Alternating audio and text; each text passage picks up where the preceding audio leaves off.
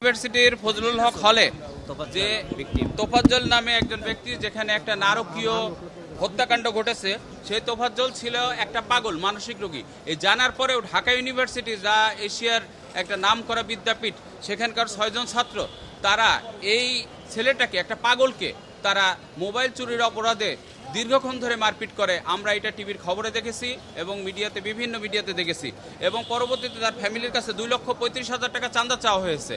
এটা একটা কত জঘন্য একটা পাগল, তাকে আটকিয়ে তাকে মারধর করা হয়েছে, তাকে জোর করে খাওয়ানো হয়েছে, তাকে এটা বলা হয়েছে যে তুমি যতক্ষণ খাইতে পারবা ততক্ষণ পর্যন্ত তুমি বাঁচবা, তুমি খাইতে পারবা না, তোমাকে মেরে ফেলা হবে। এবং ঠিকই তাকে এই পরিমাণ মারপিট করা হয়, সর্বশেষে সে মারা যায়। এই আসামিরা, এই 6 জন আসামি, তারা আদালতে আজকে 164 ধারা জবানবন্দি দিয়েছে। তাদেরকে কোনো রিমান্ড চাওয়া হয়নি, যেহেতু তারা আজকে 164-এ তাদের সেই স্বীকারোক্তি দিয়েছে এবং তারা পরিষ্কারভাবে স্বীকার করেছে যে এই ঘটনার সাথে তারা ওতপ্রোতভাবে জড়িত। এবং তাদের ফ্যামিলি, তাদের পরিবার এটা জানতো না যে তাদের পরিবার যে এরা এতটাই খারাপ।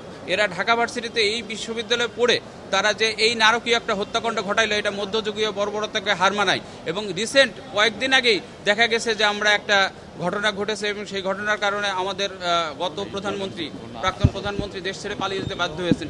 একই টাইপের ঘটনা এখনো পর্যন্ত আমাদের দেশে হচ্ছে। কিভাবে হচ্ছে আর কেন ছাত্ররা এই জাতীয় ঘটনা ঘটাচ্ছে আমরা এটা বুঝতে পারছি না। এটা কি কোনো উচ্চ শক্তির কোনো মদত দেওয়া হচ্ছে দেশের ভিতরে বিশৃঙ্খলা সৃষ্টি করার জন্য, সেটা আমরা বুঝতে পারছি না। আর একটা পাগল যে কোনো কিছু বোঝে না, তাকে দীর্ঘক্ষণ ধরে পিটানো হয়েছে এবং সেটা নেটে ছেড়ে দেওয়া হয়েছে। আমরা টিভির খবরে দেখেছি, জাতি কেঁদেছে, বাংলাদেশের লোকজন এটা দেখে সবাই কেঁদেছে। সব বাচ্চারা প্রশ্ন করেছে যে বাবা, এভাবে কেন, দেশটা তো স্বাধীন হয়েছে 36 তারিখে, তারপরে কেন মানুষকে, একটা পাগলকে এইভাবে পিটিয়ে পিটিয়ে মারা হচ্ছে? তার কাছে কোনো মোবাইল রিকভারি নাই, কিচ্ছু নাই। সে যে মোবাইল নিয়েছে সেটাও সে বলতে পারে না। তারপর থেকে দীর্ঘক্ষণ ধরে 6 জন মিলে পিটানো হয় এবং তাকে মারা হয়। প্রত্যেকে বলছে যে তাদের স্বীকারোক্তি নেওয়া হয়েছে, কিন্তু সেটা ডিসক্লোজ করা হবে না।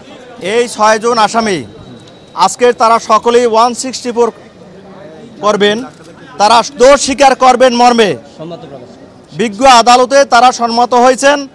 এবং বিজ্ঞ আদালতে আমরা সবাই শুনানি প্রাককালে বিজ্ঞ আদালত নিজে বলেছেন এরা 164 করবেন, এই জন্য তাদের রিমান্ডে কোনো প্রয়োজনীয়তা নাই।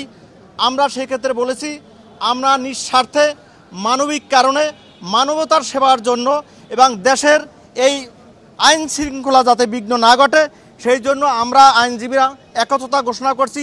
যেইখানেই এইরকম হত্যা সংগঠিত হইবে অন্যায়ভাবে আমরা তাদের প্রতিবাদ করব, আমরা ন্যায়ের পক্ষে লড়াই করে যাব। একটা ছেলেকে, যে ছেলেটা একটা মানসিক প্রতিবন্ধী, মানসিক ভারসাম্যহীন, সেই ছেলেকে হাসি হাসি করে এই নৃশংসভাবে আসামিরা হত্যা করেছে, পরিকল্পিত হত্যা করেছে এবং দেশের অস্থিতিশীল পরিস্থিতি সৃষ্টি করার জন্য আজকের বিবেকে নাড়া দিয়ে সারা বিশ্বকে বিবেকে নাড়া দিয়েছে।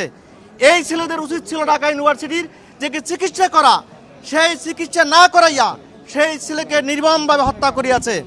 এবং একটি বিষয় আদালত যেটা বলেছেন, আদালত আমাদেরকে আসামি দেখাবেন। আমরা বলছি কোন ইউনিভার্সিটি পড়ে, কি পড়ে, এইটা যে দরকার। যে ইউনিভার্সিটি পড়িয়া তারা মানুষ হবে, সচিব হবে, মন্ত্রী হবে, ডিজি হবে, মানুষ হবে, এরা মানুষ হয় নাই, এরা মানুষ রূপী শয়তান, এরা একটা জানোয়ার। এদের নির্বৃত্তে এরা মানুষকে হত্যা করে। হারুনা রশিদ খান। আমি বলতে চাই, আজকের এখানে সেনাবাহিনীর লোক আছে, আমাদের মাননীয় উপদেষ্টা মহোদয় আছেন, যিনি আইন উপদেষ্টা, প্রধান উপদেষ্টা এবং মহামান্য প্রধান বিচারপতির কাছে আমরা অনুরোধ জানাবো এইটা অচিরেই একটা দ্রুত আইনে বিচার করা হোক এবং তাদেরকে, আসামিদেরকে দৃষ্টান্তমূলক শাস্তি দেওয়া হোক, যাতে করে বাংলাদেশে এইরকম কোনো ঘটনা আর না ঘটে।